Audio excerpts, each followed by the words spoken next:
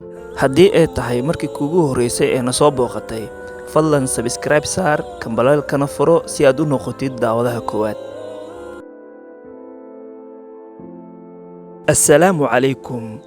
Maanta barnaamijkeena waxaan uga hadli doonnaa 5 waxyaabood oo ay tahay inaad joojisid haddii aad isku aragtay subaxii hore. Number 1.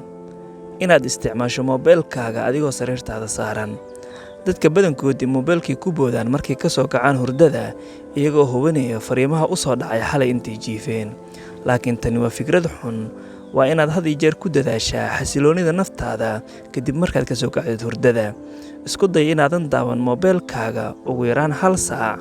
Inta lagu guda jiro halkaas saac, isku day inaad uga faa'iidaysato waxyaabo muhiim ku ah, kuwaas oo naftaada waxtar u leh, sida inaad 7 ilaa 15 daqiiqo samaysid jimicsi, inaad wax akhrisid ugu yaraan juz Qur'aan ah, haddii aad arday tahay inaad fiirfiirisid casharada aad soo qaadatay.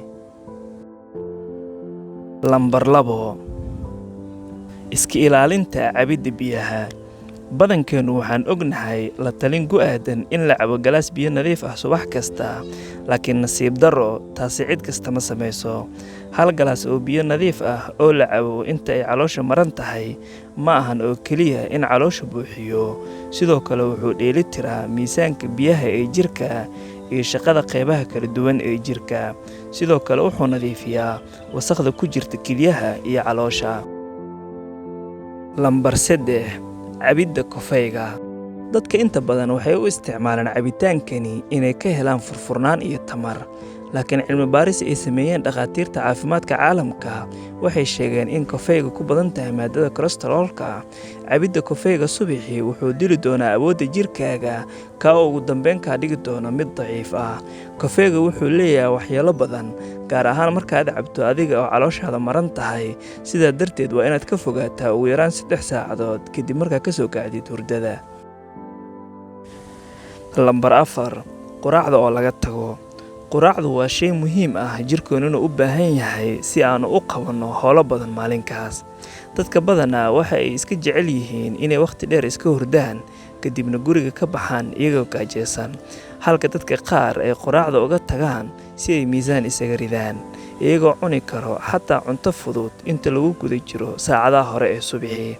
Cilmi baaris la sameeyey ayaa lagu ogaaday in quraacda oo skip la iska dhaho micnaha laga tago ay leedahay caafimaad darrooyin badan oo ay ka mid tahay raganimada oo hoos u dhacdo iyo miisaanka oo kordho.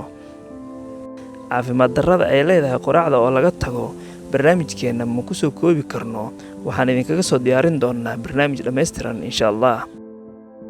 Aan u soo noqonno barnaamijkeena. 2 saacadood ee ugu horeeyo kadib markaad ka soo kacdid waxaa lagama maarmaan ah inaad quraacatid si uu jirkaagu u helo awood uu isticmaalo. Haddii aadna helin quraac habboon, jirkaagu ma lahaan doono awood ku filan si aad u ilaaliso howlahaaga inta lagu guda jiro maalinkaas. Number 5. Daawashada TV-ga. Hadduu dareenkaagu si sax ah u shaqeynayo, waxaa laga yaabaa inaad ku fikirto mar kale si aad uga fogaan lahayd dhaqankan. Ma ahan hab caafimaad leh oo lagu bilaaban karo maalinkaaga kadib hurdada habeenkii. Ka dhigo waqti nabad ah subaxii oo sii wad dareenka nabadda iyo xasiloonida ilaa inta ay suurtagal tahay.